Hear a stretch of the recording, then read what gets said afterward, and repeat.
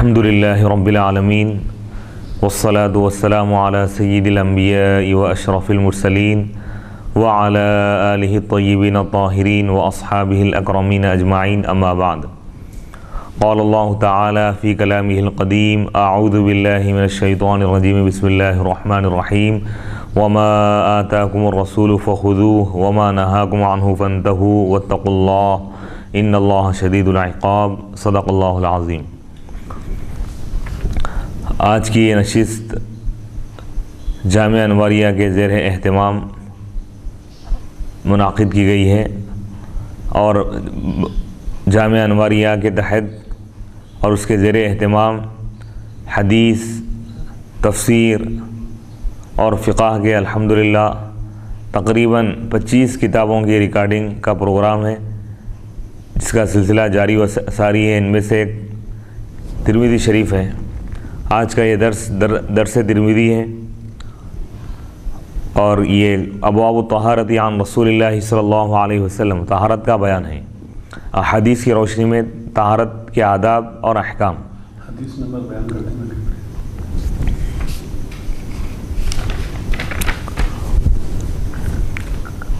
اللہ کے رسول علیہ الصلاۃ والسلام کی ذات مبارکہ اور آپ کا ہر قول اور آپ کی ایک ایک بات اور ایک ایک کلام قیامت تک کے لیے تمام امت کے لیے ایک حجت ہے، دلیل ہے، اور قرآن ہی کی طرح حدیث پر عمل کرنا امت کے لیے ضروری ہے۔ اور یہ حدیث بھی در حقیقت یہ بھی کلام الہی ہے۔ فرق یہ ہے کہ قرآن وحی جلی ہے اور حدیث وحی خفی ہے۔ قرآن وحی مطلوع ہے اور حدیث وحی غیر مطلوع ہے، کیونکہ اللہ کا ارشاد ہے وما ينطق عن الهوى ان هو الا وحی یوحی۔ اللہ کے رسول علیہ الصلاۃ والسلام اپنی خواہش سے، اپنی جانب سے کچھ نہیں کہتے، وہ جو کچھ بھی کہتے ہیں اللہ کی جانب سے وحی ہوتی ہے، اللہ کی طرف سے الہام ہوتا ہے، اللہ کی طرف سے حکم ہوتا ہے۔ تو حضور علیہ الصلاۃ والسلام کا ہر قول شریعت ہے، آپ کا ہر عمل شریعت میں داخل ہے۔ اور حدیث شریف کا مطلب یہ ہے کہ اللہ کے رسول علیہ الصلاۃ والسلام کے تمام ارشادات، آپ جو کچھ فرمائے وہ بھی حدیث، جو کچھ آپ کیے ہیں، جو کچھ عمل آپ کیے ہیں وہ بھی حدیث۔ آپ کے سامنے اگر کوئی شخص کوئی عمل کرے اور آپ دیکھ کر خاموش رہے تو وہ بھی حدیث۔ اور حدیث کی اتنی بڑی برکت ہے اور فضیلت ہے کہ اللہ کے رسول علیہ الصلاۃ والسلام ارشاد فرماتے ہیں نظر اللہ امرأ سمع مقالتی فحفظها ووعاها واداها۔ اللہ اس آدمی کو خوشحال رکھے، در و تازہ رکھے جو میری بات سنے، اس کو یاد کر لے، اس کو سمجھ کر دوسروں تک پہنچائے۔ الحمدللہ صحاح ستہ میں سے یہ ترمذی شریف کی ریکارڈنگ ہے اور یہ ترمذی شریف کا درس ہے، اور یہ سنن ہے۔ سنن کا مطلب یہ ہے فقہی ابواب کی ترتیب پر اس میں احادیث کو جمع کیا گیا ہے۔ فقہی ترتیب یہ ہے کہ فقہ کی تمام کتابوں میں پہلا باب طہارت کا ہوتا ہے، کیونکہ تمام عبادتوں میں افضل ترین عبادت نماز ہے۔ ایمان کے بعد نماز سب سے افضل ترین عبادت ہے، اور نماز موقوف ہے طہارت کے صحیح ہونے پر، اسی لیے فقہ میں سب سے پہلے طہارت کے مسائل بیان کیے جاتے ہیں۔ تو اسی ترتیب کو ملحوظ رکھتے ہوئے امام ترمذی رحمۃ اللہ علیہ نے اپنی کتاب کا آغاز کیا ہے، اور اسی لیے اس کو سنن بھی کہتے ہیں۔ اس کی ایک اور خصوصیت یہ ہے کہ یہ کتاب جامع بھی ہے۔ جامع کا مطلب یہ ہے کہ 8 قسم کے مضامین اس میں بیان کیے گئے، اس کا احاطہ کیا گیا ہے۔ تو اب سب سے پہلے ابواب الطہارہ، طہارت کا بیان آپ نے اس کا عنوان مقرر کیا ہے۔ پہلا باب ہے اور پہلی حدیث، حدیث نمبر 1، باب ما جاء لا تقبل صلاۃ بغیر طہور۔ یہ بیان ہے نماز قبول نہیں ہوتی بغیر طہارت کے۔ حدیث حدثنا قتیبۃ بن سعید اخبرنا ابو عوانۃ عن سماک بن حرب قال وحدثنا حناد حدثنا وکیع عن اسرائیل عن سماک عن مصعب بن سعد عن ابن عمر عن النبی صلی اللہ علیہ وسلم قال لا تقبل صلاة بغیر طہور ولا صدقة من غلول قال حناد في حديثه إلا بطهور قال أبو عيسى هذا الحديث أصح شيء في هذا الباب وأحسن وفي الباب عن أبي المليح عن أبيه وأبي هريرة وأنس وأبو المليح ابن أسامة اسمہ عامر ویقال زید بن اسامہ بن عمیر الہذلی، ہم کو بیان کیا۔ امام ترمذی رحمۃ اللہ علیہ فرما رہے ہیں، سند کے ساتھ حدیث کو بیان کر رہے ہیں، ہم کو بیان کیا ہے قتیبہ بن سعید نے، یہ آپ کے استاد ہیں، انہوں نے کہا ہم کو خبر دی ابو عوانہ نے سماک بن حرب سے، یہ ایک سند ہو گئی۔ اس کے بعد اور ایک سند ہے، آپ نے کہا کہ حدثنا، ہم کو بیان کیا حناد نے، انہوں نے کہا کہ ہم کو بیان کیا وکیع نے اسرائیل سے، انہوں نے سماک سے، وہ مصعب بن سعد سے روایت کرتے ہیں، وہ عبداللہ بن عمر رضی اللہ تعالیٰ عنہما سے روایت کرتے ہیں، وہ نبی اکرم علیہ الصلوۃ والسلام سے روایت کرتے ہیں، آپ نے ارشاد فرمایا لا تقبل صلاۃ، نماز بغیر طہارت کے قبول نہیں ہوتی، اور یہ دھوکے کے مال سے صدقہ قبول نہیں کیا جاتا۔ حناد نے کہا فی حدیث، اپنی حدیث میں، الا بطہور، اس روایت میں پہلی جو سند ہے اس میں لا تقبل صلاۃ بغیر طہور، بغیر طہور کا لفظ ہے، اور اس روایت میں لا تقبل صلاۃ الا بطہور، معنی ایک ہی ہے دونوں کی، نماز قبول نہیں ہوتی مگر طہارت سے۔ ابو عیسیٰ امام ترمذی رحمۃ اللہ علیہ فرما رہے ہیں کہ یہ حدیث صحیح ترین حدیث ہے اس باب میں، یعنی طہارت کے ابواب میں جتنے حدیث مروی ہے سب سے زیادہ معتبر یہ حدیث اور بہتر ہے، اور باب میں، اس باب میں روایت ہے ابو الملیح سے، وہ اپنے والد سے روایت کرتے ہیں، وہ ابو ہریرہ سے، وہ حضرت انس سے۔ ابو الملیح بن اسامہ، ان کا نام عامر ہے، ابو الملیح کنیت ہے، اور کہا جاتا ہے کہ ان کا نام زید بن اسامہ ہے، زید بن اسامہ بن عمیر الہذلی ہے۔ یہ امام ترمذی رحمۃ اللہ علیہ کا طریقہ ہے کہ آپ حدیث کو بیان کرنے کے بعد اس باب میں جتنے احادیث ہیں آپ اس کی طرف ایک سرسری طور پر آپ اشارہ کرتے ہیں، اور راویوں کے بارے میں بھی آپ بیان کرتے ہیں، پھر حدیث کے بارے میں آپ بیان کرتے ہیں کہ یہ حدیث کا کیا درجہ ہے، صحیح ہے، حسن ہے، ضعیف ہے یا غریب ہے، یہ بیان کرتے ہیں۔ تو اس حدیث شریف سے یہ بات معلوم ہو رہی ہے کہ بغیر طہارت کے نماز قبول نہیں ہوتی۔ تو اب یہاں ذہن میں یہ سوال پیدا ہوتا ہے کہ قبول ہونا کیا ہے؟ دو چیزیں ہیں، ایک ہے نماز کا صحیح ہونا اور دوسری چیز ہے نماز کا قبول ہونا۔ حدیث میں جو الفاظ ہیں، جو کلمات ہیں، اس سے بظاہر یہ چیز معلوم ہوتی ہے، ایک پہلو یہ ظاہر ہوتا ہے کہ لا تقبل صلاۃ بغیر طہور، بغیر طہارت کے نماز قبول نہیں ہوتی۔ تو ایک ذہن میں خیال پیدا ہو سکتا ہے، کیا بغیر طہارت کی نماز ہو جائے گی، ادا ہو جائیں گی؟ جیسے اگر کوئی شخص نماز ادا کیا، وضو کیا اور اس کے پورے شرائط کو ادا کیا، سنتوں کو، مستحبات کو اپناتے ہوئے وضو کیا، اس کے بعد نماز ادا کیا، نماز کے پورے شرائط کو اپنایا، تکبیر تحریمہ سے لے کر سلام پھرنے تک تمام جو شرائط ہیں نماز کے اس کو پورا کیا۔ اب یہ شریعت کے لحاظ سے وہ بری و ذمہ ہو گیا، یعنی فرض ادا ہو گیا، اس کی ڈیوٹی پوری ہو گئی، لیکن اس کے بعد ہم یہ نہیں کہہ سکتے کہ اس کی نماز قبول ہوئی یا نہیں۔ نماز کا ادا کرنا، نماز کا صحیح ہونا ظاہری طور پر شریعت کے لحاظ سے وہ الگ چیز ہے، پھر نماز کا قبول ہونا الگ چیز ہے۔ بسا اوقات تمام شرائط کے لحاظ سے نماز تو صحیح ہو جاتی لیکن نماز وہ قبول نہیں ہوتی۔ تو لیکن حدیث میں جو الفاظ آئے نماز قبول نہیں ہوتی بغیر طہارت، تو یہاں پہ ایک شبہ پیدا ہو سکتا، یعنی ایک شک اور ایک اعتراض، یعنی ظاہری طور پہ ایک سطحی ذہن کا جو آدمی ہے وہ یہ کہہ سکتا ہے کہ اس میں جو الفاظ ہیں نماز قبول نہیں ہوتی بغیر طہارت کے، کیا مطلب نماز ہو جاتی ہے لیکن قبول نہیں ہوتی؟ کیا مطلب کوئی بغیر طہارت کے پڑھا، خدا نخواستہ؟ تو اس کے ظاہری الفاظ سے جو مفہوم نکل رہا ہے، مفہوم یعنی جو اس کا ایک مطلب عام ذہن میں اگر کوئی آدمی اگر لانا چاہ رہا ہے تو اس کا مفہوم یہ نکلتا ہے کہ بھئی نماز ہو گئی بغیر طہارت کے، کوئی پڑھ لیا نماز تو ہو گئی لیکن قبول نہیں ہو رہی، تو کیا اس کا یہ مطلب ہے؟ جبکہ علماء کا اور ائمہ کا اس میں اتفاق ہے کہ بغیر طہارت کے، بغیر وضو کے نماز ادا ہی نہیں ہوتی، قبول ہونا تو بہت دور کی بات۔ دو پہلو، ایک نماز کا شرعی اعتبار سے صحیح طور پہ ادا ہونا، شرائط کے لحاظ سے، اس کے واجبات کی ادائیگی کے لحاظ سے ادا ہونا یہ الگ ہے، پھر قبول ہونا یہ دوسرا مرحلہ۔ تو پہلے مرحلے میں ہی نماز اس کی ادائی نہیں ہوتی، مرحلہ مانے فرسٹ اسٹیج، ہاں پہلا جو مرحلہ ہے اس میں اس کی نماز ہی نہیں ہوتی، چھ جائے کہ نماز قبول ہو۔ نماز قبول ہونے کے لیے نماز کا ظاہری طور پر صحیح ادا ہونا یہ بھی شرط۔ تو اب اس حدیث سے ظاہری طور پہ جو مفہوم نکل سکتا ہے، یا اگر عام انسان اگر اس کو پڑھے اور وہ اپنے ذہن کے لحاظ سے اگر سوچے تو یہ ایک پہلو اس کے سامنے آ سکتا ہے کہ بھئی نماز ہو تو جاتی ہے لیکن قبول نہیں ہوتی. یہ مطلب ہے کہ اس کا یہ مطلب نہیں. لا تقبلو کے معنی کیا ہے؟ لا تصح، یعنی نماز صحیح نہیں ہوتی ہی نہیں نماز. حتیٰ کہ علماء نے فرمایا اگر کوئی عمدن بے وضو کا نماز پڑھ لے تو وہ کافر بھی ہو جائے گا توہین نماز کی وجہ سے، نماز ادا ہی نہیں ہوتی.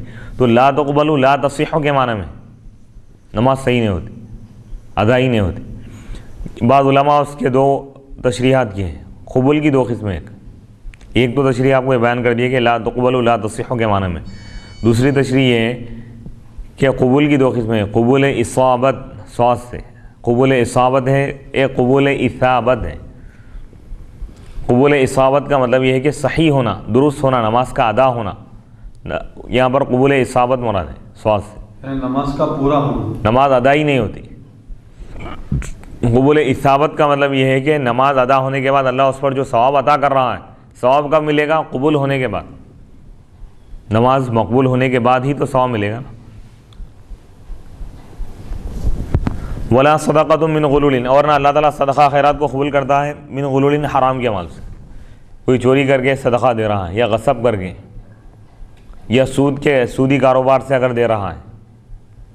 چوری اور غصب کا معنی ایک ہی نہیں ہے نا؟ مطلب غصب کا مطلب یہ ہے، چوری کا مطلب یہ ہے کہ کوئی ایک محفوظ مال ہے، مالک کی غفلت میں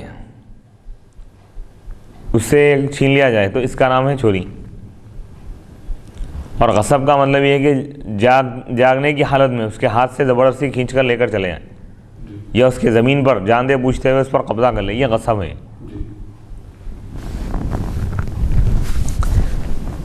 ولا صدقۃ من غلول، اور نہ دھوکے کے مال سے صدقہ قبول کیا جاتا ہے. تو اس سے معلوم یہ ہو رہا ہے کہ عبادات کا پورا دار و مدار اخلاص اور للہیت پر ہے اور پاکیزگی پر ہے، جب تک کہ طہارت نہ ہو ظاہری اور باطنی. اس لیے بزرگان دین فرماتے ہیں کہ نماز پڑھنا چاہتے ہو تو پہلے اپنے ظاہر و باطن کو پاک کرو. وَثِيَابَكَ فَطَاهِرًا، اپنے کپڑوں کو پاک کرو. اس کی تفسیر میں یہ بھی بتایا گیا ہے کہ ثیاب سے مراد دل ہے، یعنی اپنے دل کو پاک کرو. اچھا، یہ ابھی آپ جو فرمائیں کہ چوری کے مال، وہ شخص جو چوری کرتا ہے اور وہ شخص جو لوگوں کے مال پہ، زمین پر، جائیداد پر زبردستی قبضہ کر لیتا ہے جبراً اور پھر دھوکہ دیتا ہے، تو ان لوگوں کی بھی نماز قبول نہیں ہوگی ظاہری اعتبار سے عرض کر رہا ہوں. نہیں، یہ نماز کا الگ معاملہ ہے. نہیں، ابھی اس میں آیا نہیں. نماز بغیر طہارت کے، اچھا، ہاں صدقہ اگر کر رہے ہیں اس مال میں سے یا حج کر رہے ہیں تو وہ ادا نہیں ہوں. اچھا، یہ دھوکے کا مطلب کیا ہے؟ کاروبار میں بھی لوگ دھوکہ کرتے ہیں، تو وہ مطلب یہ دھوکے کا مطلب کیا ہے؟ دھوکے کا مطلب یہ ہے، تشریح مختصر الفاظ میں، یعنی سامنے والے کو وہ شخص آپ کے اوپر بھروسہ کر رہا ہے اور آپ اس کو دھوکہ دے رہے ہیں. دھوکے کا مطلب یہ ہے کہ تجارت میں کوئی چیز اگر 100 روپے میں اس کو ملی ہے اور وہ یہ کہہ رہا ہے کہ مجھ کو 200 میں ملی، جھوٹ بول کر اگر لے رہا ہے تو یہ حرام. ہاں، اگر وہ کہہ رہا ہے کہ یہ چیز مجھ کو 100 روپے میں ملی، میں لیکن آپ کو 120 میں دے سکتا ہوں، 120 کے بجائے 200 روپے میں بھی 200، ہم یہ منافع میں لے رہا ہوں، لیکن جھوٹ بول کے اگر یہ کہہ رہا ہے کہ بھئی یہ چیز میرا خود 200 میں ملی، حالانکہ ملی ہے اس کو 100 روپے میں، تو یہ حرام ہے. جھوٹ بول کے جو کاروبار، جو پیسے کما رہا ہے تو وہ بہت بڑا گناہ ہے. ہاں، واضح طور پر کہہ دیں کہ بھئی میرا خود یہ چیز اتنے ریٹ میں ملی ہے، اتنی قیمت میں ملی ہے اور میں یہ بیچ رہا ہوں اتنی قیمت، آپ کی مرضی، اگر آپ لینا چاہ رہے تو لیجیے. واضح طور پر کہہ دیں، اللہ تعالیٰ انتظام کر دے گا. اب عوام الناس میں ذہن میں بیٹھی ہوئی بات کہ بھئی اگر ہم صحیح کہہ دیں گے تو کاروبار کیسے ہوگا؟ جب اللہ کی نافرمانی کر رہے ہیں، اللہ اس وقت رزق عطا کر رہا ہے جب اللہ کی اطاعت کریں گے تو کیا اللہ آپ کو محروم رکھے گا؟ سبحان اللہ، سبحان اللہ اس کے رسول کی ذات پہ بھروسہ کرو، سچ کہہ دو آپ، تو اللہ تعالیٰ آپ کو اس سے زیادہ عطا کریں گے. سورہ طلاق میں اللہ تعالیٰ ارشاد فرماتا ہے، وَمَن يَتَّقِ اللَّهَ يَجْعَل لَّهُ مَخْرَجًا، جو اللہ سے ڈرے گا تو اللہ تعالیٰ اس کے لیے غیب سے راہیں کھول دے گا.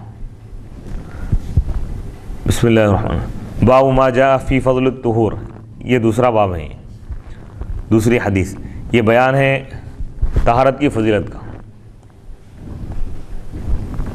حدثنا اسحاق بن موسیٰ الانصاری حدثنا معن بن عیسیٰ حدثنا مالک بن انس وحدثنا قتیبۃ عن مالک عن سہیل بن ابی صالح عن ابیہ عن ابی ہریرہ قال قال رسول اللہ صلی اللہ علیہ وسلم اذا توضأ العبد المسلم او المؤمن فغسل وجهه خرجت من وجهه كل خطيئة نظر إليها بعينيه مع الماء أو مع آخر قطر الماء أو نحو هذا، وإذا غسل يديه خرجت من يديه كل خطيئة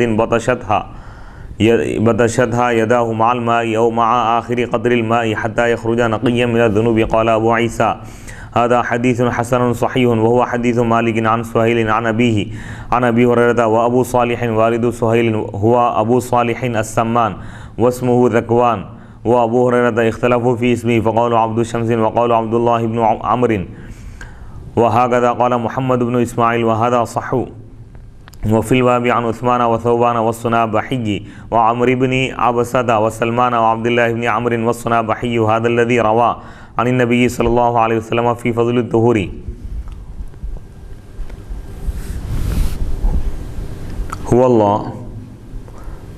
هو عبد الله الصنابحي، والصنابحي الذي روى عن أبي بكر الصديق ليس له سماع من النبي صلى الله عليه وسلم، واسمه عبد الرحمن بن عسيلة ويكنى أبا عبد الله. رحل إلى النبي صلى الله عليه وسلم فقبض النبي صلى الله عليه وسلم وهو في الطريق، وقد روى عن النبي صلى الله عليه وسلم أحاديث. والصنابح ابن الأعسري الأحمسي صاحب النبي صلى الله عليه وسلم يقال له الصنابحي أيضا، وإنما حديثه قال سمعت النبي صلى الله عليه وسلم يقول إني مكاثر بكم الأمم فلا تقتتلن بعدي. یہ حدیث نمبر 2 ہے. دوسری حدیث امام ترمذی رحمۃ اللہ علیہ فرما رہے ہیں کہ ہم کو بیان کیا ہے اسحاق بن موسیٰ الانصاری رحمۃ اللہ علیہ نے. انہوں نے کہا کہ ہم کو بیان کیا معان بن عیسیٰ نے. انہوں نے کہا کہ ہم کو بیان کیا ہے مالک بن انس نے. اور ایک حدیث اور ایک سند سے بیان کر رہے ہیں اس حدیث. ہم کو بیان کیا ہے قتیبہ نے، وہ مالک سے بیان کرتے ہیں، وہ سہیل بن ابی صالح سے، وہ اپنے والد سے، وہ حضرت ابو ہریرہ رضی اللہ تعالیٰ عنہ سے روایت کرتے ہیں. انہوں نے کہا اللہ کے رسول علیہ الصلوۃ والسلام نے ارشاد فرمایا جب بندے مسلم یا بندے مومن وضو کرتا ہے بس وہ اپنے چہرے کو دھوتا ہے تو اس کے چہرے سے ہر وہ گناہ خارج ہو جاتا ہے، ہر وہ گناہ نکل جاتا ہے جس کی طرف وہ دیکھا تھا اپنے دونوں آنکھوں سے. گناہ نکل جاتا ہے پانی کے ساتھ یا پانی کے آخری خطرے کے ساتھ، یا اس جیسے الفاظ آپ نے فرمائے. وَإِذَا غَسَّلَ يَدَيْهِ، اور جب وہ اپنے دونوں ہاتھوں کو دھوتا ہے تو اس کے دونوں ہاتھوں سے ہر وہ گناہ نکل جاتا ہے، خارج ہو جاتا ہے جس کو اس کے دونوں ہاتھوں نے پکڑا تھا، پانی کے ساتھ نکل جاتا ہے یا پانی کے آخری خطرے کے ساتھ، یہاں تک کہ وہ گناہوں سے پاک ہو جاتا ہے. یہ حدیث مکمل ہو گئی. امام ترمذی رحمۃ اللہ علیہ فرمائے قال ابو عیسیٰ امام ترمذی کی کنیت ہے. آپ نے کہا کہ یہ حدیث حسن بھی ہے، صحیح ہے، درست ہے. اور یہ مالک کی حدیث ہے سہیل سے، وہ اپنے والد سے روایت کرتے ہیں، وہ حضرت ابو ہریرہ سے روایت کرتے ہیں رضی اللہ تعالیٰ. اور ابو صالح کون ہے؟ یہ راوی کا جو نام آیا ہے حدیث میں ابو صالح کی آپ تشریح کریں گے. ابو صالح یہ سہیل کے والد ہے، وہ ابو صالح، ان کا نام کیا ہے؟ ابو صالح السمان، سمان نام ہے. واسمہ، اور ان کا نام ذکوان ہے.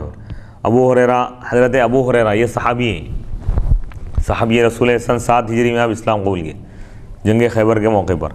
اور آپ کی یہ خصوصیت ہے کہ تمام صحابہ میں سب سے زیادہ احادیث آپ کو یاد ہیں، اور تقریباً 2000 سے زائد روایتیں آپ کی احادیث کی کتابوں میں موجود ہیں. زبانی احادیث یاد کیجیے. آپ کے نام کے بارے میں اختلاف کیا ہے علماء نے. انہوں نے کہا کہ عبد شمس آپ کا نام تھا. اسلام قبول کرنے سے پہلے کیا نام تھا آپ کا؟ عبد شمس.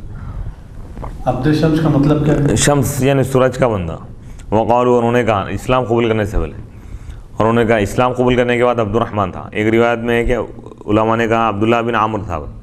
اور اسی طرح کہا ہے محمد بن اسماعیل رحمۃ اللہ علیہ. یہ کون ہے؟ امام بخاری رحمۃ اللہ علیہ، امام ترمذی کے استاد ہیں.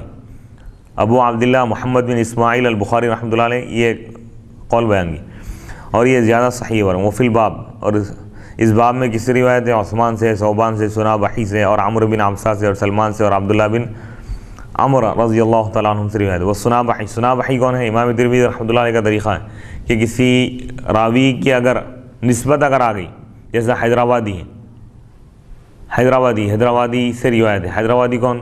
نام ضروری ہے. حیدرآباد میں رہنے والے لاکھوں افراد ہیں تو آپ ان کی تشریح کرتے ہیں. مکی کا لفظ آ گیا یا مدنی تو کون ہے؟ وہ مکی مدنی. تو اسی طرح صنابحی ایک نسبت آ گئی، ایک مقام کا نام ہے.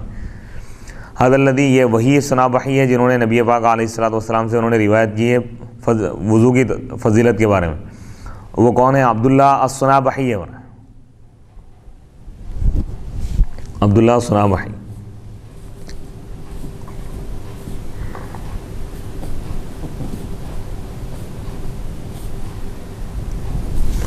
सुनाबही नाम के 3 अशखास गुजरे हैं। शख्स की जमा अशखास है। जी हाँ, मतलब अगर एक शख्स रहेगा तो उसको शख्स कहेंगे, 2 या 3 रहेंगे तो अशखास कहा जाता है। अब इस रिवायत में जो सुनाबही का लफ्ज़ जो आया है,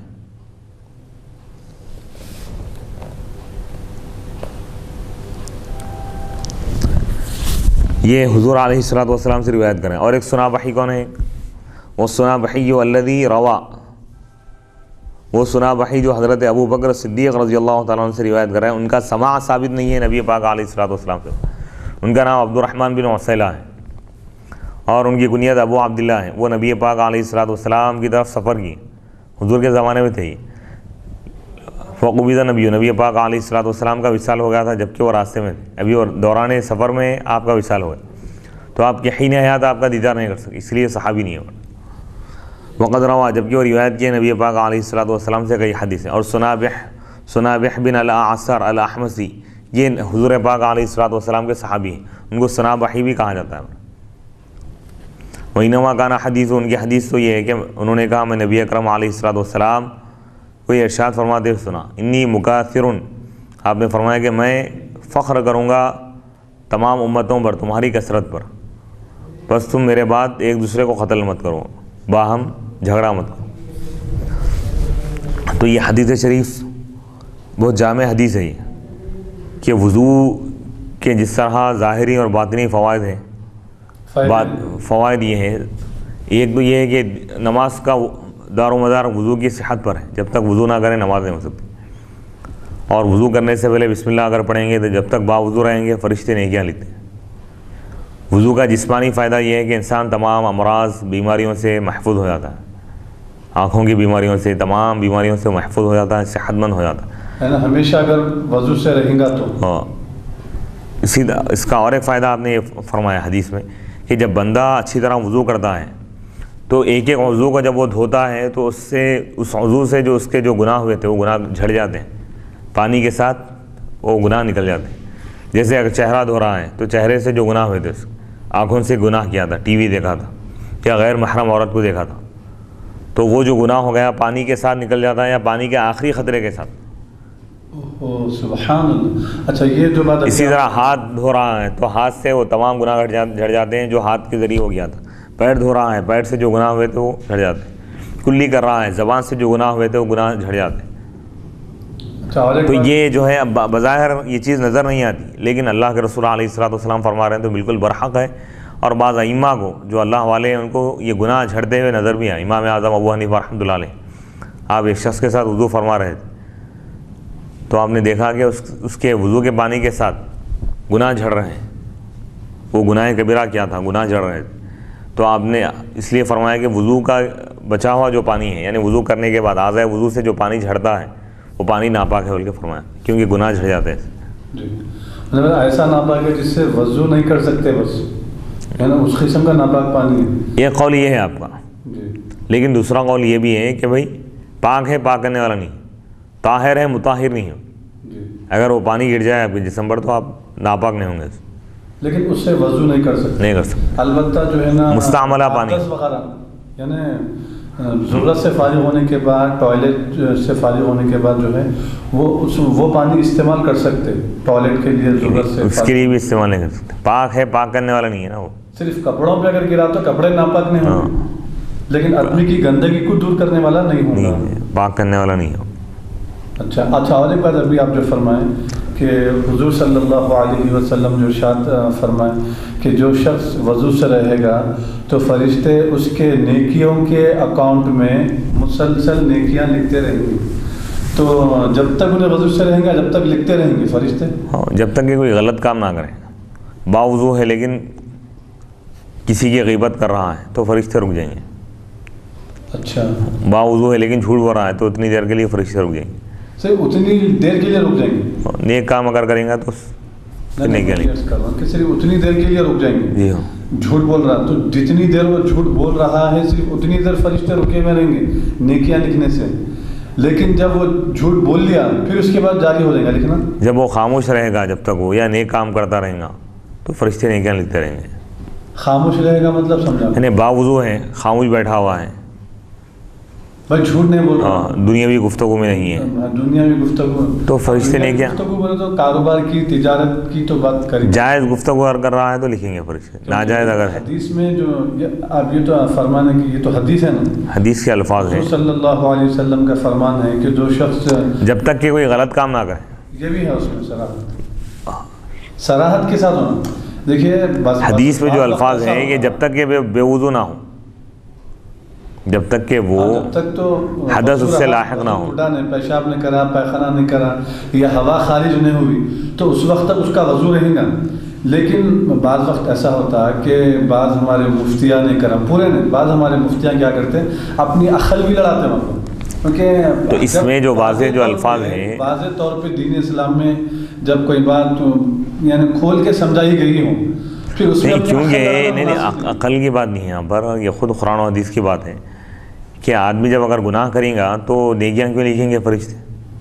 جب تک باوضو رہا، خاموش بھی اگر رہا ہو لیکن غلط کام نہیں کیا، خلاف شریعت کوئی کام نہیں کیا، تو فرشتے نیکیاں لکھتے رہیں گے. یہ اگر کوئی گناہ کیا تو گناہ لکھیں گے. اب یہ حدیث میں بخاری میں ہے یا ترمذی میں؟ مختلف کتابوں میں ہے. وضو کے بے شمار فوائد، جہاں گناہ معاف ہوتے ہیں اس سے اور اللہ سبحانہ و تعالیٰ ثواب بھی عطا کرتا ہے. ایک روایت میں یہ بھی الفاظ آئے ہیں کہ جب بندہ اچھی طرح وضو کرتا ہے، وضو کرنے کے بعد وضو کی دعا پڑھتا ہے، اشہد ان لا الہ الا اللہ واشہد ان محمد رسول اللہ، اللہم اجعلنی من التوابین واجعلنی من المتطہرین واجعلنی من عبادک الذین لا خوف علیہم ولا هم یحزنون. مختلف الفاظ آئے ہیں. جب یہ پڑھتا ہے تو جنت کے 8 دروازے اس کے لیے کھول دیے جاتے ہیں، جس دروازے سے چاہے وہ جنت میں داخل ہو جائے. تو وضو کی بہت بڑی فضیلت ہے. باب ما جاء. اور ایک بات یہ بھی آئی ہے میرے ذہن میں، ایسا ہے کہ شاید یہ حدیث ہو، پھر بھی میں اپنی اصلاح کے لیے آپ کے سامنے عرض کر رہا ہوں کہ جو شخص ہمیشہ وضو سے رہتا ہے اور اس حالت میں اس کا انتقال ہو جائے یا اس کو موت آ جائے تو وہ شہادت کی موت مرے گا، یعنی اس کو شہادت کا مرتبہ ملے گا. ایسا میں سنا، غالباً حدیث ہے یا کوئی بزرگوں کا اقوال ہے یا کسی صحابی رسول کا جو ہے قول ہے، ارشاد مبارک ہے. شہید کا تو ایسا کوئی ذکر نہیں آیا، لیکن البتہ خاتمہ بالخیر سمجھا جائے گا.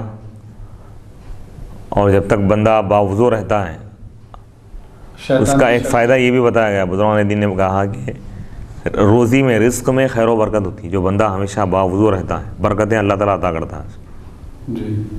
کیونکہ اللہ کا ارشاد ہے ان اللہ یحب التوابین ویحب المتطہرین، اللہ خوب توبہ کرنے والوں سے محبت کرتا ہے اور خوب پاک رہنے والوں سے محبت کرتا ہے. اللہ کا محبت کرنا بندے کی ایک معراج ہے. پوری شریعت، قرآن اور حدیث اور انبیاء کرام کو بھیجنے کا مقصد یہی ہے کہ بندہ اتنا نیک بن جائے کہ اللہ اس سے محبت کرے. ہر بندہ یہی دعویٰ کر رہا ہے کہ میں اللہ سے محبت کر رہا ہوں، یہ کمال نہیں.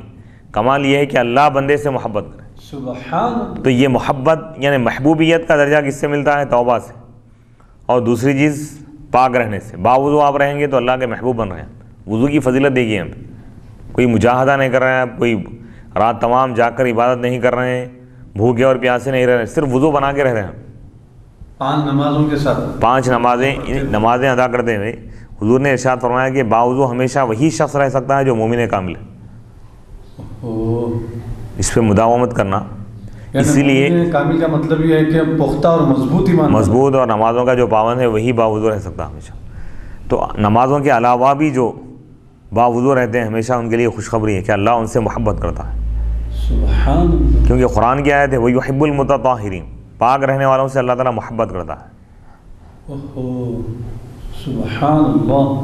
محبوبیت کا درجہ ملتا ہے. بزرگان دین اللہ کے محبوب بننے کے لیے کئی سالوں تک غاروں میں رہتے تھے، آبادی سے دور، مخلوق سے قطع تعلق کر لیں گے، خلوت کی زندگی گزارا کرتے تھے، گوشہ نشینی کی. لیکن اللہ سبحانہ و تعالیٰ فرما رہا ہے کہ تم پاک رہو، اللہ سے توبہ کرتے رہو تو اللہ تم سے محبت کرے گا. سبحان اللہ. اور ایک فائدہ یہ بھی بتایا گیا ہے کہ جادو اور سفلی عمل اور بنامتی جادو وغیرہ اور اثرات بلیات کا بھی اثر اس شخص پر نہیں ہوتا ہے جو ہمیشہ وضو سے رہتا ہے، باوضو رہتا ہے اور نمازوں کی پابندی کرتا ہے. نمازوں کی پابندی کرتا ہے، تو ان کے لیے یہ بھی خوشخبری ہے. بے شک. بسم اللہ الرحمن. باب ما جاء ان مفتاح الصلاۃ الطہور. یہ تیسرا باب ہے، تیسرا بیان ہے کہ وضو نماز کی کنجی ہے. یہ بیان ہے اس بات کا کہ حدیث نمبر 3 جو حدیث آئی ہے کہ مفتاح الصلاۃ، نماز کی کنجی طہارت ہے. جس طرح کوئی ایک خزانہ ہے، بند ہے، اس کو لاک پڑا ہوا ہے، اگر وہ لاک کھولنا ہے تو چابی کی ضرورت ہے، کنجی کے بغیر آپ نہیں کھول سکتے. تو اسی طرح نماز ایک خزانہ ہے روحانی. اس خزانے کو پانے کے لیے، اس خزانے کا قفل کھولنے کے لیے وضو بنانا ضروری ہے. اصل مقصود تو نماز ہے، لیکن نماز کے لیے وضو ضروری ہے جی، کیونکہ نماز روحانیت کا اعلیٰ ترین درجہ ہے. جی، اس سے بڑھ کر روحانیت کا اور کوئی تصور نہیں ہو سکتا. تمام مذاہب میں نماز فرض رہی اور امت محمدیہ پر 5 نمازیں فرض کی گئی ہیں. اور حضور علیہ الصلوۃ والسلام کو سب سے زیادہ جو پسند چیز تھی آپ نماز، قرۃ عینی فی الصلاۃ، میرے آنکھوں کی ٹھنڈک نماز میں. تو لہذا اس روحانیت کو حاصل کرنے کے لیے وضو کا حکم دیا گیا ہے کہ جب اللہ کی بارگاہ میں آ رہے ہیں، اللہ کا کلام پڑھنا ہے، اللہ سے ہم کلام ہونا ہے، تو بندہ کس کس حالت میں رہتا ہے. زبان سے کسی کی غیبت کر رہا ہے، کسی کو گالی دے رہا ہے، کسی کو برا بھلا کہہ رہا ہے، آنکھوں سے گناہ کر رہا ہے، ہاتھوں سے گناہ کر رہا ہے، ذہن سے گناہ کر رہا ہے، پیروں سے گناہ کر رہا ہے. تو لہذا جب اللہ کی بارگاہ میں آ رہے ہیں تو وضو بنا گیا. جب وضو بنائیں گے تو تمام گناہ جھڑ جائیں گے، انسان پاک ہو جائے گا اب اللہ کی بارگاہ میں. سبحان. حدثنا حناد وقتيبة ومحمود بن غيلان قالوا حدثنا وكيع عن سفيان وحدثنا محمد بن بشار حدثنا عبد الرحمن حدثنا سفيان عن عبد الله بن محمد بن عقيل عن محمد بن الحنفية عن علي عن النبي صلى الله عليه وسلم قال مفتاح الصلاة الطهور وتحريمها التكبير وتحليلها التسليم. وقال أبو عيسى هذا الحديث أصح شيء في هذا الباب وأحسن. وعبد الله بن محمد بن عقيل هو صدوق وقد تكلم فيه بعض أهل العلم من قبل حفظه. وسمعت محمد بن إسماعيل يقول كان أحمد بن حنبل وإسحاق بن إبراهيم والحميدي يحتجون بحديث عبد الله بن محمد بن عقيل. قال محمد وهو مقارب الحديث وفي الباب عن جابر وأبي سعيد. امام ترمذی رحمۃ اللہ علیہ فرما رہے ہیں، یہ حدیث نمبر 3 ہے. ہم کو بیان کیا ہے حناد نے اور قتیبہ نے اور محمود بن غیلان نے. انہوں نے کہا ہم کو بیان کیا ہے وکیع نے سفیان سے. انہوں نے کہا ہم کو محمد بن بشار نے بیان کیا. انہوں نے کہا کہ ہم کو عبد الرحمن نے بیان کیا. انہوں نے کہا کہ ہم کو سفیان نے بیان کیا عبداللہ بن محمد بن عقیل سے. وہ محمد بن حنفیہ رحمۃ اللہ علیہ سے روایت کرتے ہیں. یہ تابعی ہیں، حضرت سیدنا علی مرتضیٰ رضی اللہ تعالیٰ عنہ کے بیٹے ہیں، علوی سادات میں سے. یعنی حضرت فاطمہ رضی اللہ عنہا کے علاوہ حضرت علی رضی اللہ عنہ جو شادیاں فرمائے تھے وہ دیگر ازواج سے، ان کی اولاد میں سے. تو اس لیے یہاں پر جیسا کہ عرب میں طریقہ ہے والد کی طرف منسوب کیا جاتا ہے بیٹے کو. جی، جیسے حسن بن علی، لیکن یہاں پر محمد بن حنفیہ، محمد بن علی کیوں نہیں گئے تاکہ سننے والے کو یہ اشتباہ نہ ہو کہ وہ حضرت فاطمہ الزہرا رضی اللہ عنہ کے بیٹے، اس لیے محمد بن حنفیہ کہا گیا. یعنی وہ محمد جو حنفیہ کے بیٹے، حنفیہ حضرت علی رضی اللہ عنہ کے دوسرے زوجہ ہیں. اچھا، محمد بن حنفیہ، ان کے بارے میں حضرت علی رضی اللہ عنہ نے حضور سے پوچھا تھا کہ اگر آپ کے بعد اگر مجھ کو کوئی بیٹا ہو تو میں اس کا نام محمد اور کنیت ابو القاسم رکھ سکتا ہوں؟ تو آپ نے فرمایا رکھوں. تو اس لیے ان کا نام محمد رکھا گیا. محمد بن حنفیہ اپنے والد حضرت سیدنا علی مرتضیٰ رضی اللہ تعالیٰ عنہ سے روایت کرتے ہیں. آپ نبی پاک علیہ الصلوۃ والسلام سے روایت کرتے ہیں، آپ نے فرمایا وضو طہارت نماز کی کنجی ہے، اور اس کی تحریم، نماز کو حرام کرنے والی چیز یعنی تکبیر تحریمہ اللہ اکبر کہنا اس کی محرم ہے، اور اس کو حلال کرنے والی چیز سلام ہے. یعنی اللہ اکبر تکبیر تحریمہ کیوں کہتے ہیں؟ تحریمہ کے معنی حرام کرنے کے. اللہ اکبر کہہ کے جب نماز جب شروع کرتا ہے بندہ تو خارج نماز جو چیزیں اس کے لیے حرام ہو جاتی ہیں. کھانا پینا حرام ہے اس کے لیے، بات کرنا حرام ہے، قبلے سے رخ ہٹانا حرام ہے. خارج نماز میں نماز کے باہر جو چیزیں ہیں جائز تھی اس کے لیے حرام ہو جاتی نماز کے دوران. تو اسی لیے روزے سے بھی افضل نماز ہے، کیونکہ روزے میں آپ بات کر سکتے ہیں، کسی سے اگر بات کرے روزہ نہیں ٹوٹتا. قبلے سے رخ ہٹ گیا تو روزہ نہیں ٹوٹتا، سلام کا جواب دیے تو روزہ نہیں ٹوٹتا. لیکن نماز کی حالت میں قبلے سے اگر ہٹ گیا، رخ ہٹ گیا تو نماز چھوٹ جاتی، فاسد ہے. کسی سے بات کرے تو نماز فاسد ہو جاتی، سلام کا جواب دیے تو نماز فاسد ہو جاتی۔ فاسد مانے نماز ٹوٹ جاتی ہے۔ یعنی نماز ایک ایسی جامع عبادت ہے کہ اس میں تمام مخلوقات کی عبادتوں کو اور عبادت کے تمام طریقوں کو جمع کر دیا گیا۔ یعنی حضرت آدم سے لے کر حضور علیہ الصلوۃ والسلام تک، حضرت عیسیٰ تک، ہر دور میں امت مسلمہ جن جن طریقوں سے اللہ کی عبادت کی ہیں، یا جو کائنات میں جتنے مخلوقات ہیں اور جو مخلوقات جو عبادتیں کر رہے ہیں، تمام عبادتوں کو نماز میں جمع کر دیا گیا۔ بعض فرشتے رکوع کے ذریعے اللہ کی بات کریں، بعض سجدے کے ذریعے، بعض قیام کے ذریعے، بعض قومے کے ذریعے، بعض تلاوت کے ذریعے، تو تمام طریقوں کو اس میں جمع کر دیا گیا ہے۔ اور نماز کے دوران پوری توجہ بندے کی، دنیا سے بندہ کٹ کے اللہ کی طرف متوجہ ہو جاتا۔ تمام چیزیں جو خارج نماز کے باہر جو چیزیں جائز تھی وہ سب اس میں حرام ہو جاتی ہیں۔ بات کرنا حرام ہے، سلام کا جواب دینا حرام ہے۔ اسی طرح قبلے سے رخ ہٹ گیا تو نماز فاسد ہو جاتی، کھانا پینا حرام ہے۔ فاسد کے معنی نماز ٹوٹ جائیں گی، سرنوں پڑھنا پڑے گا۔ وہ تحلیل ہوا، اس کو حلال کرنے والی چیز کیا ہے؟ تسلیم، سلام پھیر دی، پھر نماز کے باہر جو چیزیں جائز تھی وہ جائز رہ جائیں گی۔ اب تک جو چیزیں نماز میں حرام تھی اس کے لیے اب نماز کے باہر وہ چیزیں جائز ہو جاتی۔ اور ابو عیسیٰ امام ترمذی رحمۃ اللہ علیہ فرماتے ہیں کہ یہ حدیث صحیح ترین ہے اس باب میں اور زیادہ بہتر ہے۔ اور عبداللہ بن محمد بن عقیل یہ جو راوی ہیں صدوق سچے ہیں۔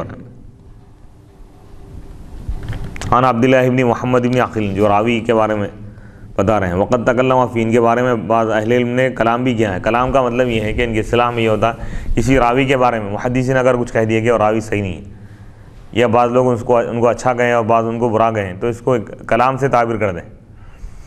من قبل حفظی، کیوں ان کو برا بھلا کہیں؟ من قبل حفظی، ان کے حفظ کی طرف سے۔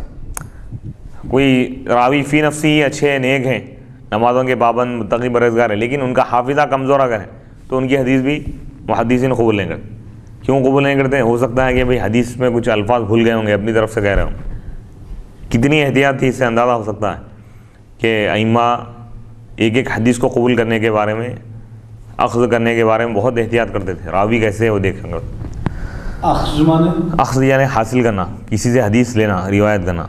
اور میں نے محمد، امام ترمذی رحمۃ اللہ علیہ فرمانے کہ میں نے محمد بن اسماعیل، امام بخاری رحمۃ اللہ علیہ کو میں نے سنا ہے کہتے ہوئے کہ امام احمد بن حنبل، یہ امام احمد بن حنبل امام بخاری کے استاد ہیں۔ امام احمد بن حنبل رحمۃ اللہ علیہ اور اسحاق بن ابراہیم اور حمیدی استدلال کرتے تھے عبداللہ بن محمد بن عقیل کی حدیث سے۔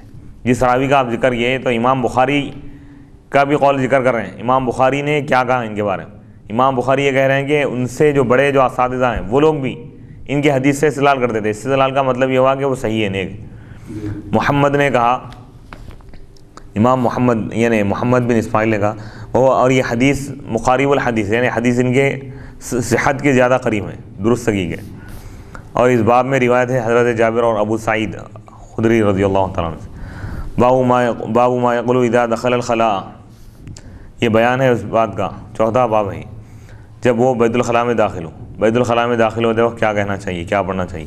حدثنا قتيبة وهناد قال حدثنا وكيع عن شعبة عن عبد العزيز بن صهيب عن انس بن مالك قال كان النبي صلى الله عليه وسلم اذا دخل الخلاء قال اللهم اني اعوذ بك، قال شعبة وقد قال مرة اخرى اعوذ بالله من الخبث والخبيث او الخبث والخبائث، وفي الباب عن علي وزيد بن ارقم وجابر وابن مسعود قال ابو عيسى حديث انس صح شيء في هذا الباب واحسن، وحديث زيد بن ارقم في اسناده اضطراب، رواه هشام الدستوائي وسعيد بن ابي عروبة عن قتادة وقال سعيد عن القاسم بن عوف الشيباني عن زيد بن ارقم وقال هشام عن قتادة عن زيد بن ارقم، ورواه شعبة ومعمر عن قتادة عن النضر بن انس وقال شعبة عن زيد بن ارقم وقال معمر عن النضر بن انس عن ابيه قال ابو عيسى سألت محمدا عن هذا فقال يحتمل ان يكون قتادة روى عنهما جميعا۔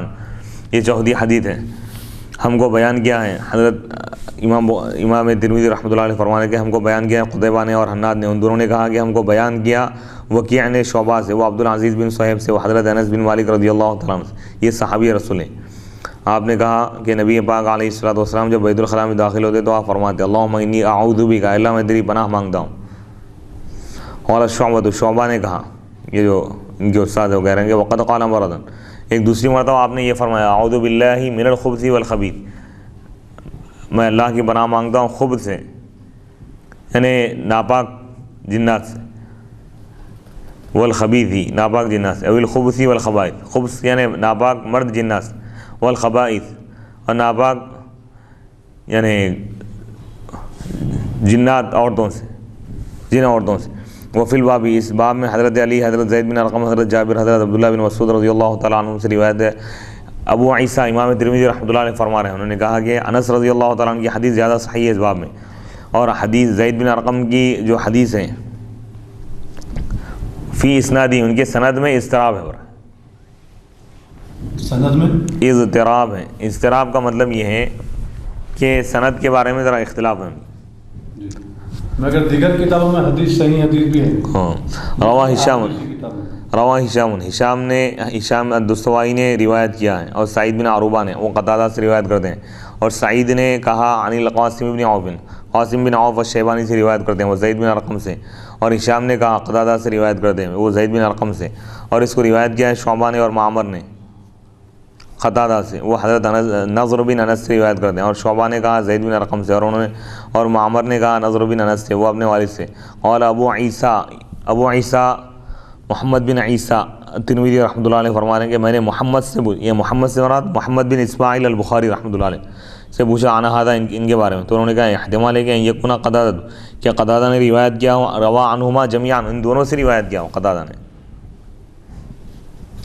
نہیں نضر بن انس اور قاسم بن عوف۔ تو اس حدیث شریف میں یہ دعا بتائی گئی ہے کہ جب بیت الخلاء میں داخل ہو تو اس سے پہلے، داخل ہونے کے بعد نہیں، داخل ہونے سے پہلے بسم اللہ الرحمن الرحیم پڑھ لیں، اس کے بعد اللہم انی اعوذ بک من الخبث والخبائث، کیونکہ وہ ناپاک مقام ہے، اس میں جنات رہتے ہیں، جنات شیاطین، تو ان کے برے اثر سے محفوظ رہنے کے لیے یہ دعا بتائی گئی، اللہ کی پناہ میں رہتے کچھ اثرات نہیں ہوں گے۔ حدثنا احمد بن عبدۃ الظبی حدثنا حماد بن زید عن عبد العزیز بن صہیب عن انس بن مالک ان النبی صلی اللہ علیہ وسلم کان اذا دخل الخلاء قال اللهم انی اعوذ بک من الخبث والخبائث، هذا حدیث حسن صحیح۔ یہ 5ویں حدیث ہیں۔ ہم کو بیان کیا احمد بن عبدہ الظبی نے، انہوں نے کہا کہ ہم کو بیان کیا حماد بن زید نے، وہ عبد العزیز بن صہیب سے روایت کرتے ہیں، وہ انس بن مالک رضی اللہ تعالیٰ عنہ سے روایت کرتے ہیں کہ نبی اکرم علیہ الصلوۃ والسلام جب بیت الخلاء میں داخل ہونے کا ارادہ کرتے تو آپ کہتے اللہم انی اعوذ بک من الخبث والخبائث، اے اللہ میں تیری پناہ مانگتا ہوں ناپاک مرد جنات سے، ناپاک جن عورتوں سے۔ ہذا، یہ صحیح ترین حدیث ہے۔ باب ما یقول اذا خرج من الخلاء، 5واں باب ہے، حدیث نمبر 6۔ یہ بیان ہے اس چیز کا کہ وہ کیا کہے اذا خرج من الخلاء، جب وہ بیت الخلاء سے باہر آئے، باہر آنے کا کیا دعا پڑھنا چاہیے۔ حدثنا محمد بن حمید بن اسماعیل حدثنا مالک بن اسماعیل عن اسرائیل عن یوسف بن ابی بردۃ عن ابی عن عائشہ قالت کان النبی صلی اللہ علیہ وسلم اذا خرج من الخلاء قال غفرانک۔ قال ابو عیسیٰ هذا حدیث حسن غریب لا نعرفه الا من حدیث اسرائیل عن یوسف بن ابی بردۃ وابو بردۃ بن ابی موسیٰ اسمه عامر بن عبد اللہ بن قیس الاشعری ولا يعرف معا في هذا الباب الا حدیث عائشہ۔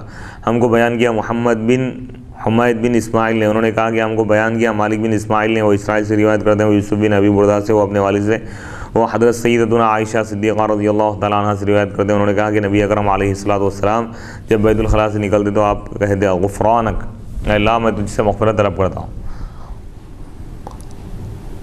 اور ابو عیسیٰ امام ترمذی رحمۃ اللہ علیہ فرماتے ہیں کہ یہ حدیث حسن ہے، غریب ہے، ہم اس کو نہیں جانتے مگر اسی سند سے، یعنی اسرائیل کی حدیث ہے، وہ یوسف بن ابی بردہ سے، وہ ابو بردہ، اور ابو بردہ کون ہے؟ ابو بردہ بن ابی موسیٰ، ان کا نام عامر بن عبداللہ ہے، عامر بن عبداللہ بن قیس الاشعری ہے، اور ان کو نہیں پہچانا جاتا ایک ساتھ، مگر ولا یعرف معا فی هذا الباب، اور اس باب میں کوئی حدیث مشہور نہیں ہے سوائے حضرت عائشہ رضی اللہ تعالیٰ عنہ کی حدیث کے، عنہا کی حدیث کی، یہ حدیث ہی معروف ہے۔ تو اب اس روایت میں جو بتایا گیا ہے طریقہ کہ اگر بیت الخلاء سے جب باہر نکلے تو یہ دعا پڑھے غفرانک کا، اور ایک روایت میں یہ ہے الحمدللہ الذی اذھب عنی الاذی وعافانی، اس لیے بزرگان دین کہتے ہیں کہ علماء کہتے ہیں کہ یہ دو دعاؤں کو ملا لیں، پہلے غفرانک کا پڑھے، غفرانک اے اللہ میں تجھ سے مغفرت طلب کرتا ہوں، الحمدللہ الذی اذھب عنی الاذی، تمام تعریف اللہ کے لیے ہے جس نے مجھ سے تکلیف کو دور کر دیا۔ تو اس حدیث میں غور کرنے سے بات معلوم ہوتی ہے کہ بیت الخلاء سے باہر آنے کے بعد آپ یہ الفاظ سے دعا کیا کرتے ہیں، غفرانک، اے اللہ میں تجھ سے مغفرت طلب کرتا ہوں۔ تو مغفرت طلب کرنے کا مطلب کیا ہے؟ جبکہ آپ گناہوں سے پاک ہیں، معصوم ہیں، اور بیت الخلاء میں جانا اور قضاء حاجت سے فارغ ہونا یہ تو فطری تقاضا ہے، یہ کوئی گناہ کی بات نہیں ہے۔ قضاء حاجت کا مطلب یہ ہے یعنی بشری جو حاجت ہے، پیشاب کرنا یا موشن کرنا، یہ مراد ہوتا ہے قضاء حاجت سے۔ جی لفظی معنی تو وسیع ہے اس کے، لیکن بیت الخلاء میں قضاء حاجت جو استعمال کرتے ہیں اس سے عموماً یہ مراد لیتے ہیں۔ تو حضور علیہ الصلوۃ والسلام کے دعا کرنے کی وجہ کیا ہے؟ غفرانہ کا آپ کیوں کہتے تھے؟ غفرانہ کا مطلب یہ ہے کہ اللہ میں بخشش طلب کرتا ہوں۔ بخشش کب طلب کرتے ہیں؟ جبکہ کوئی گناہ ہو، جبکہ آپ گناہوں سے پاک ہیں۔ پھر مغفرت طلب کرنے کا مطلب وہ بھی خاص طور پر بیت الخلاء سے باہر آنے کے بعد۔ تو صوفیہ کرام کہتے ہیں کہ حضور علیہ الصلوۃ والسلام ہمیشہ اللہ کا ذکر کیا کرتے ہیں، 24 گھنٹے، زبان سے اور دل سے، دونوں طریقے سے ذکر الہی جاری رہتا۔ ایک سیکنڈ حالت نیند میں بھی آپ اللہ کا ذکر کرتے، لیکن اتنی دیر جو آپ بیت الخلاء میں جتنی دیر رہتے ہیں اتنی دیر تک زبان سے اللہ کا ذکر نہیں کرتے۔ تو اتنی دیر جو اللہ کا ذکر زبان سے جو رکا رہا، زبان سے جو اللہ کا ذکر نہ ہو سکا، اس پر آپ اللہ سے مغفرت طلب کریں۔ سبحان اللہ، سبحان اللہ، کیا بات! تعلیم امت ہے یہ۔ حالانکہ یہ تو ایک فطری تقاضا ہے، لیکن حضور علیہ الصلوۃ والسلام کی بعثت کا مقصد ہے ذکر الہی۔ آپ کا پیدا ہونے کا مقصد یہ ہے کہ ذکر الہی۔ سبحان اللہ۔ صوفیہ کرام اور تصوف اور طریقت کی پوری بنیاد ذکر الہی۔ صوفی کامل وہ ہیں جو 24 گھنٹے اللہ کا ذکر کرتا رہے، جو ایک سیکنڈ کے لیے بھی اللہ کے ذکر سے غافل نہ رہے، وہ صوفی کامل ہے، وہ ولی کامل ہے۔ چلتا پھرتا، نیند کی حالت میں بھی، ہر حالت میں اللہ کا ذکر کرے، ذکر ایک سیکنڈ کے لیے بھی اس سے نہ چھوٹے، وہ صوفی کامل ہے۔ تو حضور علیہ الصلوۃ والسلام کا معاملہ یہی تھا کہ آپ ہمیشہ اللہ کا ذکر کریں،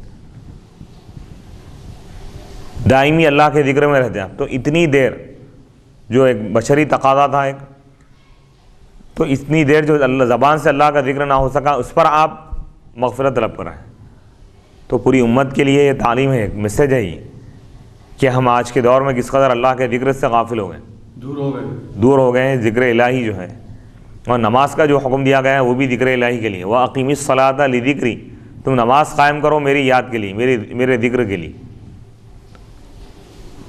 اور جب تک بندہ اللہ کا ذکر کرتا رہے گا تو شیطان اس پر حاوی نہیں ہو سکتا، شیطان اس پر اپنا اثر ظاہر نہیں کر سکتا، شیطان اس کو نہیں بہکا سکتا جو بندہ ذکر الہی میں رہتا۔ اس لیے صوفیہ کرام کی بنیادی تعلیم اور ان کی زندگی کا خلاصہ ذکر الہی، یعنی ہمیشہ اللہ کا ذکر کرتے رہو۔ 24 گھنٹے جب تم اللہ کے ذکر میں رہو گے تو اللہ تمہارے تمام معاملات کا کفیل اور وکیل بن جائے گا، کارٹ ساز بن جائے گا، اللہ ذمہ داری قبول کر لے گا، تمہارے ہر کاموں کی، تمام کاموں کو اللہ بنائے گا۔ تو اس حدیث شریف سے ایک نقطہ یہ بھی نکلتا ہے کہ غفرانک کی جو آپ نے تعلیم دی ہے کہ اللہ میں تجھ سے مغفرت طلب کرتا ہوں، مطلب یہ ہے کہ بندہ ہمیشہ اللہ کا ذکر کرتا رہے، اور اگر ذکر اس سے چھوٹ رہا ہے تو اس کو نادم ہونا چاہیے، اگر ذکر میں غفلت ہو رہی ہے تو اس کو مغفرت طلب کرنا چاہیے۔ سبحان، کیا اہم نقطہ بیان کرنا، اللہ عمر دیا، سبحان اللہ، سبحان اللہ۔ ورنہ بظاہر یہ چیز سمجھ میں نہیں آتی کہ بیت الخلاء سے باہر آنے کے بعد مغفرت طلب کرنے کا مطلب کیا ہے۔ کوئی گناہ کی چیز نہیں ہے، یہ بشری تقاضا ہے، ہر انسان کے ساتھ یہ چیز اللہ تعالیٰ نے اس کو وابستہ کر دیا ہے۔ تو یہ غفرانک کا جملہ آپ ادا کر کے بتا رہے ہیں کہ اتنی دیر بھی جو اللہ کا ذکر چھوٹ رہا ہے اس پر بھی بندے کو نادم ہونا چاہیے، یہ بندگی کا کمال ہے۔ باب فی النہی عن استقبال القبلۃ بغائط او بول، یہ 6واں باب ہے، 7ویں حدیث ہے۔ اچھا، یہ بیان ہے اللہ تعالیٰ نے وابستہ کر دیا ہے، مطلب یعنی جوڑ دیا ہے انسان کی، یعنی فطری جو تقاضا ہے نا، کوئی بھی انسان فطرت کو روک نہیں سکتا۔ فطرت اللہ التی فطر الناس علیہا لا تبدیل لخلق اللہ، جیسے بھوک کا لگنا ہے، پانی کی پیاس کا محسوس ہونا ہے، یہ بندہ کوئی اس سے نہیں بچ سکتا۔ نیچرل ہے یہ فطری چیزیں ہیں جی. اور اس کے بعد جو دعا اور ایک بتائی گئی ہے الحمدللہ الذی، تمام تعریف اللہ کے لیے ہے جس نے مجھ سے تکلیف کو دور کر دیا. اگر پیشاب رک جائے خدا نہ خواستہ تو آدمی انتہائی شدت کی تکلیف محسوس کرتا ہے. تو پیشاب اگر نکل گیا قدرتی طور پہ آ رہا ہے اپنے وقت پر وہ ہو رہا ہے تو یہ بھی اللہ کی نعمت ہے. بے شک بے شک. اس میں اگر کچھ رکاوٹ آ جائے تو انسان بیمار ہو جاتا ہے. تو اسی لیے دعا پڑھنے کا حکم دیا گیا کہ اس پر بھی تم اللہ کا شکر ادا کرو. یہ بھی کوئی معمولی نعمت نہیں ہے، یہ بھی بہت بڑی نعمت ہے. اگر رک جائے تو ہزاروں روپیہ تم کو دواخانوں میں خرچ کرنا پڑے، لاکھوں روپے. بالکل صحیح. تو ہر چیز اس میں یہ بھی ہم کو پہلو نکلتا ہے کہ بھئی ہر چیز میں اللہ کی نعمتوں کو غور کرو اور اللہ کا شکر ادا کرو. ہر چیز میں اگر تم غور کرو گے تو اللہ کا شکر ادا کرنے کا جذبہ پیدا ہوگا. یہ 6واں بیان ہے. باب فی النہی عن استقبال القبلۃ بغائط او بول، یعنی قضاء حاجت کے وقت قبلے کی طرف رخ کرنے سے یا پیٹ کرنے سے روکنے کا بیان ہے. غائط کے معنی آتے ہیں یعنی موشن کرنا، پیخانہ کرنا، یا بول سے مراد پیشاب ہے. حدثنا سعید بن عبد الرحمن المخزومی قال حدثنا سفیان بن عیینة عن الزہری عن عطاء بن یزید اللیثی عن ابی ایوب الانصاری قال قال رسول اللہ صلی اللہ علیہ وسلم اذا اتیتم الغائط فلا تستقبلوا القبلة بغائط ولا بول ولا تستدبروها ولكن شرقوا او غربوا. قال ابو ایوب فقدمنا الشام فوجدنا مراحیض قد بنيت مستقبل القبلة فننحرف عنها ونستغفر الله. وفي الباب عن عبد الله بن الحارث ومعقل بن ابي الهيثم ويقال معقل بن ابي معقل وابي امامة وابي هريرة وسهل بن حنيف. قال ابو عيسى حديث ابي ايوب احسن شيء في هذا الباب واصح. وابو ايوب اسمه خالد بن زيد والزهري اسمه محمد بن مسلم بن عبيد الله بن شهاب الزهري وكنيته ابو بكر. قال ابو الوليد المكي قال ابو عبد الله الشافعي انما معنى قول النبي صلى الله عليه وسلم لا تستقبلوا القبلة بغائط ولا بول ولا تستدبروها انما هذا في الفيافي فاما في الجنوف المبنية له رخصة في ان يستقبلها. وهكذا قال اسحاق. وقال احمد بن حنبل انما رخصة من النبي صلى الله عليه وسلم في استدبار القبلة بغائط او بول فاما استقبال القبلة فلا تستقبلوها كأنه لم يرى في الصحراء ولا في الكنيف ان يستقبل القبلة.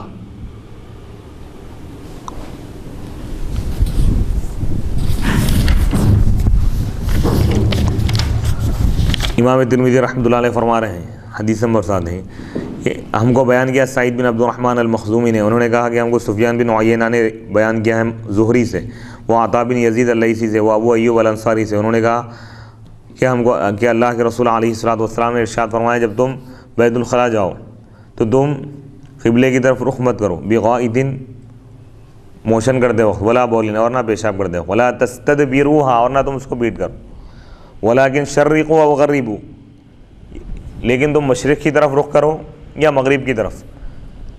ابو ایوب الانصاری رضی اللہ تعالیٰ عنہ نے کہا یہ صحابی رسول ہے، ہم ملک شام آئے تو ہم نے وہاں مراحیض پایا. ہم نے مراحیض یعنی بیت الخلاء، ٹوائلٹ کو ہم نے پایا قد بنیہ جو بنائے گئے تھے قبلے کی طرف رخ کیے ہوئے، اس کا رخ قبلے کی طرف تھا. ملک شام جب آپ پہنچے تو ہم اس سے انحراف کرتے، ہٹ کر بیٹھتے تھے اور اللہ سے مغفرت طلب کرتے تھے. وفی الباب اور اس باب میں عبداللہ بن حارث سے روایت ہے اور معقل بن ابی الہیثم سے، اور کہا جاتا ہے کہ ان کا نام معقل بن ابی معقل ہے، اور ابو امامہ سے اور ابو ہریرہ سے اور سہل بن حنیف سے. ابو عیسیٰ نے کہا کہ ابو ایوب الانصاری رضی اللہ عنہ کی حدیث زیادہ اچھی ہے اس باب میں اور زیادہ صحیح ہے، اور ابو ایوب ان کا نام خالد بن زید ہے،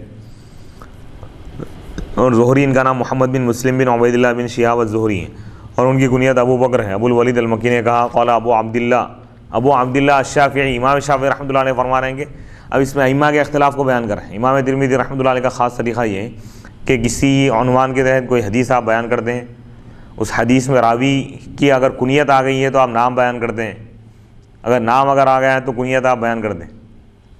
کنیت کا مطلب ہے کہ عرب میں طریقہ تھا کہ کسی بچے کا نام بھی رکھتے اور اس کے ساتھ کنیت بھی رکھتے. جیسے ابو حنیفہ ہے، حنیفہ کے والد، اور حضور کی کنیت بھی ابو القاسم یعنی قاسم کے والد، آپ کے بڑے فرزند کا نام قاسم تھا. تو عموماً یہ جو کنیت رکھی جاتی ہے بڑے بیٹے کے نام سے رکھی جاتی ہے. ابو القاسم آپ کی کنیت ہے اور آپ کے اسم گرامی محمد ہے. اسی طرح حضرت علی رضی اللہ تعالیٰ عنہ کی کنیت علی تو نام ہے، کنیت ابو الحسن ہے، بڑے فرزند امام حسن ہے، اور ایک کنیت ابو تراب بھی، کسی واقعے کے تحت بھی کنیت رکھی جاتی ہے، جیسے ابو ہریرہ، ان کا نام عبد الرحمن ہے، ابو ہریرہ کیوں فرمائے؟ ہریرہ کے معنی آتے ہیں چھوٹی بلی۔ جب آپ ایک مرتبہ حضور علیہ الصلوۃ والسلام کے پاس آئے تو ان کے آستین میں ایک چھوٹی بلی تھی، بلی کا ایک بچہ تھا چھوٹا، تو آپ نے ان سے فرمایا یا ابا ہریرہ، اے بلی والے، تو اس وقت سے ابو ہریرہ کی کنیت مشہور ہو گئی۔ تو کوئی واقعہ ہوتا ہے یا بڑے فردن کے نام سے عموماً یہ کنیت رکھی جاتی۔ تو عرب میں شروع سے یہ طریقہ تھا کہ کنیت رکھتے، بچیوں کی بھی کنیت، جیسے ام الفضل ہے، فضل کی ماں، ام الخیر، خیر کی ماں۔ ابو عبداللہ امام بخاری کی کنیت ہے، یعنی عبداللہ کے والد، کیا مطلب؟ یعنی بچوں کو یہ نام اس لیے رکھا جاتا ہے کہ تفاعل خیر، اللہ آپ کو اتنی عمر عطا کرے، اتنی عمر عطا کرے کہ آپ کا نکاح بھی ہو، آپ کا اولاد بھی ہو، اور آپ اولاد کی خوشیاں دیکھیں۔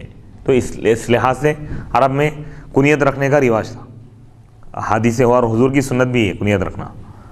سبحان اللہ۔ تو آج یہ سلسلہ جاری ہے، یہاں بھی ہم جاری رکھ سکتے ہیں۔ ہر شخص اپنی جو بڑی اولاد ہے، یعنی بڑا بیٹا ہے، اس کے نام سے کنیت رکھے۔ اگر کسی کا بیٹا، اگر اس کا نام عبداللہ ہے تو ابو عبداللہ کنیت ہو جائے۔ کسی شخص کے بیٹے کا نام اگر علی ہے، ابو علی۔ جیسا اب یہ خادم کا نام، میرا نام امان اللہ ہے اور میرے بڑے بیٹے کا نام علی اکبر ہے، ابو علی رکھ سکتے ہیں، ابو علی کے بعد۔ تو اب یہ امام ترمذی رحمۃ اللہ علیہ کا طریقہ ہے۔ اسی طرح امام ترمذی کی کنیت بھی ابو عیسیٰ ہیں، ابو عیسیٰ، نام محمد بن عیسیٰ۔ تو آپ یہاں پر راویوں کی تشریح کر رہے ہیں کہ ابو ایوب کے والد صحابی کنیت ہے، ان کا نام کیا ہے بھائی؟ ان کا نام بیان کر رہے ہیں کہ خالد بن زید ہے ان کا نام، زہری نسبت آ گئی تو ان کا نام بیان کریں محمد بن مسلم۔ اسی طرح آپ اس حدیث کے تعلق سے فقہی اگر کوئی اختلاف ہے ائمہ کا، فقہا کا، تو اس کو بھی آپ بیان کر دیں۔ امام شافعی رحمۃ اللہ علیہ کا اختلاف بیان کر رہے ہیں، قول بیان کر رہے ہیں۔ ابو عبداللہ، یہ امام شافعی رحمۃ اللہ علیہ کی کنیت۔ ابو عبداللہ شافعی رحمۃ اللہ نے کہا کہ اس حدیث کا مطلب یہ ہے کہ حضور پاک علیہ الصلوۃ والسلام نے جو فرمایا کہ تم یعنی غائط اور بول، یعنی پیشاب اور موشن کرتے وقت تم قبلے کی طرف رخ مت کرو اور پیٹ بھی مت کرو، تو امام ترمذی رحمۃ اللہ علیہ فرما رہے ہیں کہ یہ فیافی میں، یعنی فیافی کا مطلب یہ صحرا میں، جنگل میں اگر کوئی قضائے حاجت کر رہا ہے، حاجت سے فارغ ہو رہا ہے، تو اس وقت یہ حکم ہے کہ قبلے کی طرف رخ بھی نہ کریں، پیٹ بھی نہ کریں۔ فاما فی الغرف المبنیۃ، جو ٹوائلٹس جو گھروں میں بنے ہوئے ہیں، تعمیر شدہ آج کل جو طریقہ ہے، تو اس کے لیے اجازت ہے کہ وہ اس کی طرف رخ کر سکتا ہے، پیٹ بھی کر سکتا ہے۔ اور امام ترمذی رحمۃ اللہ علیہ، یہ امام شافعی کے پاس یہ ہے، امام شافعی کے پاس کیا ہے؟ یہ جو حکم ہے قبلے کی طرف رخ کرنا اور پیٹ کرنا جو منع ہے، کہاں پر ہے؟ کھلی فضا میں یا جنگلوں میں، اگر وہ ان چیزوں سے فارغ ہو رہا ہے تو وہ قبلے کی طرف رخ کرنا اور پیٹ کرنا حرام ہے اس کے لیے۔ البتہ گھروں میں جو بنے ہوئے چار دیواری میں اگر ہیں تو پیٹ بھی کر سکتا ہے، رخ بھی کر سکتا ہے، اور امام شافعی۔ لیکن احناف کے پاس چاہے صحرا میں ہو یا ٹوائلٹس اگر بنے ہوئے اس میں اگر کر رہا ہے، وہ دونوں حالتوں میں حرام۔ تعظیم قبلہ کے لیے یہ جو حکم دیا حرام، گناہ کبیرہ ہیں قبلے کی تعظیم کے لیے۔ وہاں کا اسی طرح اسحاق نے کہا، یہ بھی ایک امام ہے فقیہ، اور امام احمد بن حنبل رحمۃ اللہ علیہ نے فرمایا، ان کا الگ اختلاف ہے کہ اجازت حضور پاک علیہ الصلوۃ والسلام سے کس چیز کے بارے میں؟ فی استدبار القبلۃ، قبلے کی طرف فیٹ کرنے میں، پیشاب کرتے وقت یا موشن کرتے وقت۔ البتہ اس کی طرف رخ کرنا، اس کی طرف چہرہ کرنا، فلا تستقبلھا، بس تم اس کی طرف رخ مت کرو۔ کانو، گویا کہ آپ نے صحرا کے بارے میں نہیں دیکھا، اور نہ کنیف یعنی بنے ہوئے بیت الخلاء، یستقبل القبلہ تھا کہ وہ قبلے کی طرف رخ کرے۔ یعنی امام احمد بن حنبل رحمۃ اللہ علیہ کی رائے یہ ہے، ان کا قول یہ ہے، ان کا مسئلہ یہ ہے کہ رخ کرنا حرام ہے، پیٹ کر سکتے ہیں، ورنہ قبلے کو پیٹ کر سکتے ہیں دونوں جگہ بھی، یعنی جنگلوں میں بھی اور بیت الخلاء جو بنے ہوئے ٹوائلٹس اس میں بھی پیٹ کر سکتے ہیں، رخ نہیں کر سکتے۔ اور لیکن احناف کے پاس کسی بھی مقام پر، چاہے بنے ہوئے ٹوائلٹس ہو یا جنگلوں میں ہو، نہ رخ کر سکتے ہیں نہ پیٹ کر سکتے ہیں۔ جبکہ اس زمانے میں یہ حدیث احناف کی تائید میں ہی، جو حدیث میں حضور جو فرمائے کہ اذا اتیتم الغائط، تم جب غائط آؤ بیت الخلاء جاؤ تو تم قبلے کی طرف رخ مت کرو اور نہ اس کی طرف پیٹ کرو۔ واضح حدیث ہے. سبحان اللہ. اور پھر دوسرا قول یہ حضرت ابو ایوب انصاری رضی اللہ عنہ فرما رہے ہیں کہ جب کسی جنگ کے لیے ملک شام پہنچے صحابہ کرام، جب قضائے حاجت سے فارغ ہونے کے لیے گئے، دیکھے تو بیت الخلاء بنے ہوئے لیکن قبلے کی طرف رخ تھا اس کا. تو آپ کہیں کہ مجبوری تھی وہاں پہ، تو آپ بیٹھ گئے لیکن رخ تھوڑا سا ہٹ کر بیٹھ گئے قبلے سے رخ ہٹا کے، پھر بعد میں توبہ بھی کیا. اگر یہ جائز اگر ہوتا، جیسا امام شافعی رحمۃ اللہ علیہ کا قول ہے کہ بیت الخلاء اگر بنے ہوئے ہیں چار دیواری کے اندر تو اس میں رخ کر سکتے ہیں، پیٹ بھی کر سکتے ہیں. اگر جائز ہوتا تو صحابہ کرام استغفار نہیں کرتے، توبہ نہیں کرتے تھے، استغفار کیا، یعنی گناہوں سے بخشش طلب کیے. مطلب تعظیم قبلہ واجب ہے. اچھا لیکن جبکہ اس زمانے میں حضور صلی اللہ علیہ وسلم، اچھا اس حدیث میں اور ایک چیز جو بتائی گئی، مشرق کی طرف رخ کرو فرمائیں یا مغرب کی طرف، تو یہ مدینہ منورہ کے لحاظ سے مدینہ منورہ میں قبلہ جنوب کی طرف ہے، جنوب کی سمت میں، تو جنوب اور شمال یہ دو جہتوں میں رخ یا پیٹ کرنا حرام ہے. مشرق اور مغرب کی طرف کر سکتے. اب یہاں پر مغرب میں تو مغرب اور مشرق جہتوں کو چھوڑ کے شمال اور جنوب کی طرف کر سکتے ہیں. اور اس حدیث سے یہ بھی بات معلوم ہو رہی ہے کہ بیت الخلاء میں داخل ہونے سے پہلے قبلے کا رخ بھی دیکھ لیں. کہیں بھی اگر دوسرے مقام پہ جا رہے ہیں، عموماً اپنے مقامات پہ تو معلوم رہتا ہے انسان کو، مسجدوں میں جو بنے ہوئے وہ معلوم ہے، اپنے گھروں میں جو مسلم گھرانوں میں جو بنے ہوئے وہ معلوم ہے. نئے مقام پہ جا رہے ہیں تو طہارت سے پہلے اس بات کا بھی خیال رکھیں کہ کہیں قبلے کی طرف تو کہیں اس کا رخ نہیں ہے. خاص طور پہ صحابہ کی کتنی احتیاط تھی یہ بھی معلوم ہو رہا ہے. لیکن بعض اوقات شدت سے اگر زور سے پیخانہ آ رہا ہو تو ایسی صورت میں کیونکہ حالت مجبوری میں مسائل بدل جاتے ہیں، تو مجبوری کی حالت میں انہیں فارغ تو ہو جا سکتا ہے، لیکن اس کے بعد توبہ کرنا چاہیے، استغفار کرنا چاہیے. یہ ایک چیز ہے. دوسری چیز یہ اس میں ایک جو نکتہ آپ جو بیان فرمائیں کہ انسان جیسا کہ کوئی سفر میں رہتے ہیں یا آپ جو ہے نوکری یا تجارت یا کاروبار میں ہیں یا آپ راستے سے گزر رہے ہیں اور آپ کو شدت سے ضرورت کا تقاضا ہو یا آپ ٹوائلٹ محسوس کر رہے ہیں، تو ایسی صورت میں آپ ہوٹل یا لاڈجنگ یا کہیں بھی آپ ضرورت سے فارغ ہونے کے لیے جانا چاہ رہے ہیں تو سب سے پہلے آپ یہ دیکھ لیں کہ قبلہ کس طرف ہے، رخ کس طرف ہے، معلوم کر لیں، احتیاطی طور پہ بہتر ہے.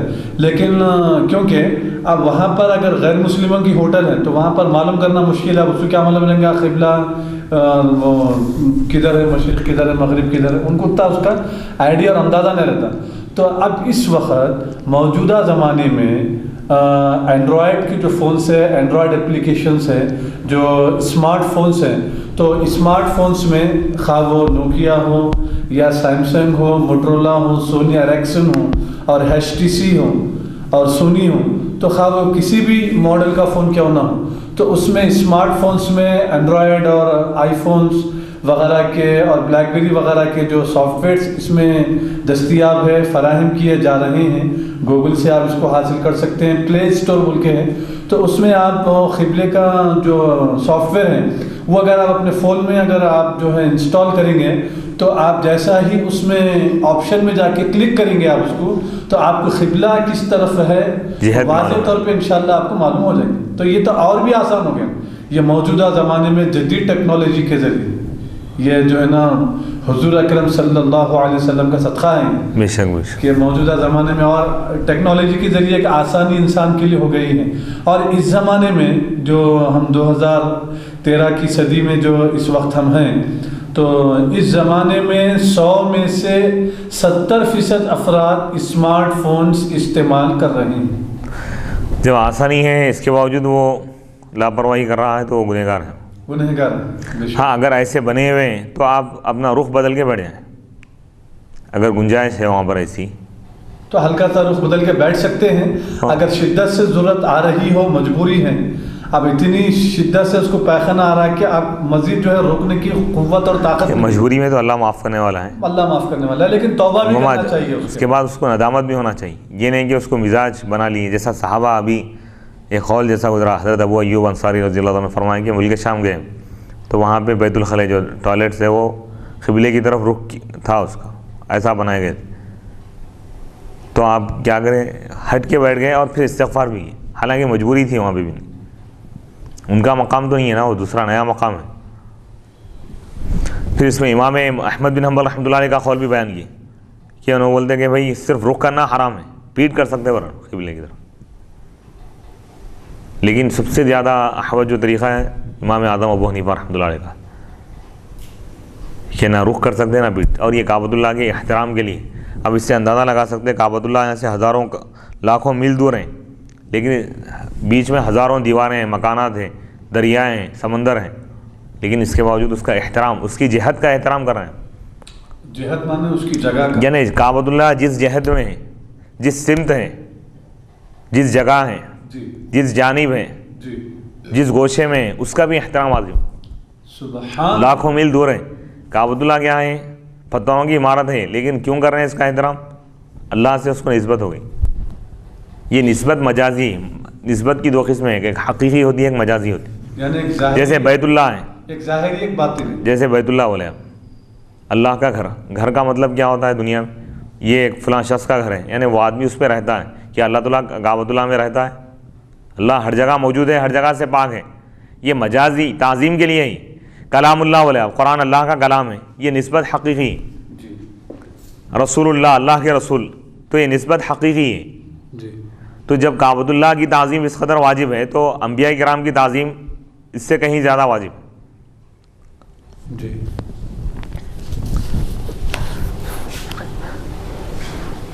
باب ما جاء فی الرخصۃ فی ذلک، اور اس سے یہ بات معلوم ہو رہی ہے کہ آدمی نماز بعد میں پڑھ رہا ہے، ادا کر رہا ہے، قرآن بعد میں پڑھ رہا ہے، پہلے طہارت سے فارغ ہوا، طہارت میں ہی یہ ادب بتایا جا رہا ہے۔ بیت الخلاء میں بیٹھے ہوئے بشری تقاضا ہے، لیکن وہاں بھی ادب کو ملحوظ رکھنے کا حکم دیا۔ تو اس سے اندازہ ہو سکتا ہے کہ اسلام میں ادب کی کس قدر اہمیت ہے۔ حالانکہ یہ چار دیواری میں ہو، بظاہر دیکھنے میں کوئی ایسی بے حرمتی بھی نہیں ہوتی، چلو ایک دم مکے میں تھا یا کعبۃ اللہ کے قریب ایسا کر رہا ہے، انسانی عقل تو یہی چاہتی ہے بھائی کسی کے سامنے اگر کچھ ایسا ہو تو بے ادبی ہوگی نا۔ ہزاروں میل دور ہیں، پھر بند کمرے میں، یعنی چار دیواری کے اندر ہیں، اس کے باوجود بھی احترام کا حکم دیا گیا۔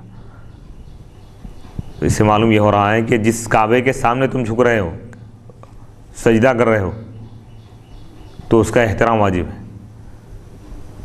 تو کعبے کو آباد کرنے والے، کعبے کو یہ تقدس عطا کرنے والے، کعبۃ اللہ بنانے والے جو انبیاء ہیں، ان کا عالم کیا ہوں۔ سبحان باب ما جاء فی الرخصۃ فی ذلک، یہ 7واں بیان ہے، 7واں باب، حدیث نمبر 8۔ یہ بیان ہے کہ اس میں رخصت، اجازت کے بارے میں۔ حدیث نمبر 8، حدثنا محمد بن بشار و محمد بن المثنى قال حدثنا وهب بن جرير حدثنا ابي عن محمد بن اسحاق عن ابان بن صالح عن مجاهد عن جابر بن عبد الله قال نهى النبي صلى الله عليه وسلم ان تستقبل القبلة ببول فرأيته قبل ان يقبض بعام يستقبلها، وفي الباب عن ابي قتادة وعائشة وعمار قال ابو عيسى حديث جابر في هذا الباب حديث حسن غريب، وقد روى هذا الحديث ابن لهيعة عن ابي الزبير عن جابر عن ابي قتادة انه رأى النبي صلى الله عليه وسلم يبول مستقبل القبلة، اخبرنا بذلك قتيبة قال اخبرنا ابن لهيعة، وحديث جابر عن النبي صلى الله عليه وسلم أصح من حديث ابن لهيعة، وابن لهيعة ضعيف عند أهل الحديث، ضعفه يحيى بن سعيد القطان وغيره۔ امام ترمذی رحمۃ اللہ علیہ فرما رہے ہیں، ہم کو بیان کیا ہے محمد بن بشار اور محمد بن مثنیٰ نے، انہوں نے کہا کہ ان دونوں نے کہا کہ ہم کو بیان کیا، وہب بن جریر نے، انہوں نے کہا کہ ہم کو بیان کیا ہمارے والد نے، محمد بن اسحاق سے، وہ ابان بن صالح سے روایت کرتے ہیں، وہ مجاہد سے، وہ حضرت جابر بن عبداللہ رضی اللہ تعالیٰ عنہ سے، یہ صحابی رسول سے روایت کرتے ہیں، انہوں نے کہا نبی اکرم علیہ الصلوۃ والسلام نے منع کیا اس بات سے کہ قبلے کی طرف رخ کیا جائے، ببولن، پیشاب کرتے ہو، فرأیتہ، بس میں نے آپ کو دیکھا، حضرت جابر رضی اللہ عنہ کہہ رہے ہیں، یا قبل ان یقبض، آپ کے وصال سے 1 سال پہلے،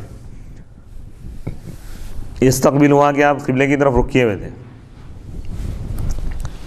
وہ فی الباب، اور اس باب میں ابو قتادہ سے روایت ہے، حضرت عائشہ، حضرت عمار سے، ابو عیسیٰ امام ترمذی رحمۃ اللہ علیہ فرما رہے ہیں کہ حضرت جابر رضی اللہ عنہ کی حدیث اس باب میں حسن اور غریب ہے، اور اس حدیث کو روایت کیا ہے ابن لہیعہ نے، وہ ابو زبیر سے روایت کرتے ہیں، وہ جابر سے، وہ ابو قتادہ سے، کہ انہوں نے ابو قتادہ نے نبی پاک علیہ الصلوۃ والسلام کو دیکھا یبولو، اس حال میں کیا پیشاب فرما رہے تھے، مستقبل القبلۃ، قبلے کی طرف رخ کر کے، اس بات کی ہم کو خبر دی ہے قتیبہ نے، اور انہوں نے کہا کہ ہم کو خبر دی ابن لہیعہ نے،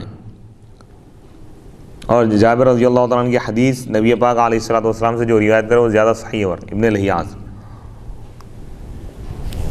اور ابن لہیعہ ضعیف ہے ورا اہل حدیث کے پاس. اہل حدیث سے مراد محدثین ہیں، یہ اہل حدیث نہیں، یہ غیر مقلدین. ضعف ان کو ضعیف قرار دیا کس نے؟ یحییٰ بن سعید القطان. یہ ایک بہت بڑے ناقد حدیث. یعنی محدثین میں دو طبقے تھے. ایک تو وہ تھے کہ راویوں کے حالات سے جو واقف تھے اور راویوں کا درجہ بیان کرتے تھے کہ اس راوی سے حدیث لے سکتے ہیں نہیں، پرکھنے والے. جی. جیسا ہم اردو میں تنقید کہتے ہیں، تنقید کا مطلب وہ نہیں، یعنی جانچ پڑتال کرتے تھے ان کی حالت کہ راوی صحیح ہے یا نہیں، ان سے حدیث لے سکتے ہیں یا نہیں. اس کو معیارات متعین کرنے والے، مقرر کرنے والے کون تھے؟ یہ ائمہ تھے. سعید بن قطان، یحییٰ بن سعید القطان رحمۃ اللہ علیہ، کہ راوی سے حدیث لے سکتے ہیں یا نہیں، یہ لوگ بیان کرتے تھے. جی. تو اب یہاں اس حدیث سے اب یہ بات معلوم ہو رہی ہے کہ حضرت جابر رضی اللہ تعالیٰ عنہ کہہ رہے ہیں کہ حضور پاک علیہ الصلوۃ والسلام نے قبلے کی طرف رخ کرنے سے منع کیا. پھر جابر رضی اللہ عنہ کہہ رہے ہیں کہ میں نے حضور کو دیکھا آپ کی وصال سے 1 سال پہلے کہ آپ یستقبلوها قبلے کی طرف رخ کر رہے تھے. تو اب یہاں پر ایک بات یہ معلوم، اوپر کی حدیث سے معلوم ہوا کہ رخ کرنا اور پیٹ کرنا حرام ہے، لیکن جبکہ آپ کے عمل سے یہ معلوم ہو رہا ہے کہ جائز ہے. تو اس کا مطلب یہ ہے کعبۃ اللہ کس کے لیے افضل ہے؟ امت کے لیے افضل ہے، حضور کے لیے افضل نہیں ہے. جی. کعبے کی تعظیم آپ پر واجب نہیں ہے، انبیاء پر کعبے کی تعظیم واجب نہیں ہے، کعبے پر حضور کی تعظیم واجب ہے. سبحان اللہ، سبحان اللہ، ہائے ہائے، بے شک. کیونکہ اللہ سبحانہ و تعالیٰ نے بیت المقدس جو قبلہ تھا، حضور کعبۃ اللہ کی طرف رخ کرنا چاہے تو آپ کی خواہش کے مطابق اللہ نے قبلے کو بدل دی. سبحان اللہ، ہائے ہائے. کعبہ ایمان میں داخل نہیں ہے، نبی کی ذات ایمان میں داخل ہے. سبحان اللہ. کعبے کے بارے میں سوال نہیں ہوگا، خبر میں حضور کے بارے میں سوال ہوگا. سبحان اللہ. تو یہ حضور کے لیے خاص ہے، یعنی آپ کا عمل آپ کے ساتھ خاص ہے، امت کے لیے نہیں ہے. کیونکہ امت کے لیے کعبہ افضل ہے اور حضور کے لیے کعبہ افضل نہیں ہے. حضور سے افضل کوئی اگر ہے تو صرف اللہ ہی. بے شک. حدثنا حناد حدثنا عبدة عن عبید اللہ بن عمر عن محمد بن یحیی بن حبان عن امیہ واسع بن حبان عن ابن عمر وقال رقیت یوما على بیت حفصة فرأيت النبي صلی اللہ علیہ وسلم على حاجته مستقبل الشام مستدبر الكعبة. هذا حدیث حسن صحیح. یہ نووی حدیث ہے. ہم کو بیان کیا ہے حناد نے، انہوں نے کہا کہ ہم کو بیان کیا عبدہ نے، وہ عبید اللہ بن عمر سے روایت کرتے ہیں، وہ محمد بن یحییٰ بن حبان سے روایت کرتے ہیں، وہ اپنے چچا واسع بن حبان سے روایت کرتے ہیں، وہ عبداللہ بن عمر رضی اللہ تعالیٰ عنہ سے روایت کرتے ہیں. انہوں نے کہا کہ میں ایک دن حضرت حفصہ رضی اللہ تعالیٰ عنہ کے گھر کے چھت پر چڑھا تھا، بس میں نے نبی پاک علیہ الصلوۃ والسلام کو دیکھا علی حاجتی، آپ قضائے حاجت میں تھے، مستقبل الشام، ملک شام کی طرف رخ تھا آپ کا، اور کعبے کی طرف پیٹ کیے ہوئے تھے. یہ حسن صحیح حدیث ہے. تو بعض ائمہ جو یہ کہتے ہیں کہ قبلے کی طرف پیٹ کرنا جائز ہے اس حدیث سے، یہ حضور کے ساتھ خاص ہے. جی. لیکن ایسا دیکھنے کی مطلب ذہن میں جب یہ صحابہ جو فرما رہے ہیں کہ ہم نے حضور صلی اللہ علیہ وسلم کو ضرورت سے فارغ ہوتے وقت ایسا دیکھا ہے، تو ضرورت سے فارغ ہوتے وقت مطلب دیکھنا ایک بری بات ہے، مطلب ذہن میں معلوم ویسا نہیں بھائی، یعنی پیچھے سے دیکھنا مراد ہے. جی. بالکل قریب سے ایسا مراد نہیں ہے، دور سے دیکھ کے ایک جھلک، وہ بھی غیر ارادی طور پہ، وہ بھی اللہ کی حکمت ہے. ارادے کے ساتھ نہیں، بغیر کسی ارادے کے لا علمی کی وجہ ہلکی سی دور سے، بالکل قریب سے نہیں، بالکل یعنی حضور علیہ الصلوۃ والسلام کے پشت مبارک پیٹھ کو دیکھے یا امامہ کو دیکھ کے سمجھ گیا رخ کدھر. اچھا. یہ بھی اس لیے ہوا کہ اللہ تعالیٰ امت کے لیے یہ تعلیمات کو ظاہر کرنا چاہا. سبحان. اگر یہ صحابہ کے ساتھ یہ واقعہ نہیں ہوتے تو امت کو کیسے معلوم ہوتا تھا؟ سبحان. جیسا کہ ایک روایت میں بھی ہے کہ آپ علیہ الصلوۃ والسلام ظہر یا عصر کی نماز 2 رکعت پڑھا کے آپ سلام پھیر دی، تو ایک صحابی اٹھے اور پوچھیں، ذوالقصیرہ نام ہے ان کا، کیا نماز کم ہو گئی یا آپ بھول گئے یا رسول اللہ؟ تو آپ نے فرمایا نہیں، نماز کم نہیں ہوئی اور نہ میں بھولا بھول گئے. پھر صحابہ بولے پھر کیا بات ہے، آپ 2 رکعت کے بعد سلام پھیر دی. تو آپ نے فرمایا میں اللہ تعالیٰ مجھ کو حکم دیا ایسا کرنے کا تاکہ تم کو طریقہ معلوم، اگر نبی سے اگر یہ بھول بھی اگر واقع نہ ہو تو سجدے سہو کا حکم کیسے معلوم ہوگا؟ یعنی بشر کے لحاظ سے آپ چلیں، یعنی انسان کو دنیا میں جو چیزیں پیش آ سکتی ہیں وہ چیزیں اللہ نے آپ کو عطا کی. کیوں؟ تاکہ امت کو طریقہ معلوم. اگر آپ آپ پر بھول طاری نہیں کی جاتی تو سجدے سہو کا حکم کیسے معلوم ہوتا؟ نبی تو بھولتے نہیں لیکن آمدن بھولنے کی طرح آ گیا. کیوں؟ تاکہ سجدے سہو کا حکم معلوم کہ 2 رکعت والی 4 رکعت والی اگر 2 رکعت پڑھ کے اگر سلام پھیر دی بعد میں یاد آ گیا تو اور 2 رکعت پڑھ کے سجدے سہو کر لینا. سبحان. تو اسی طرح یہ مسئلہ ہے. باب النہی عن البول قائما، یہ 8واں بیان ہے. 9ویں حدیث، حدیث نمبر 9. حدیث نمبر 10 ہے. حدثنا علی بن حجر، یہ بیان ہے کھڑے ہو کر پیشاب کرنے سے منع کرنے کا.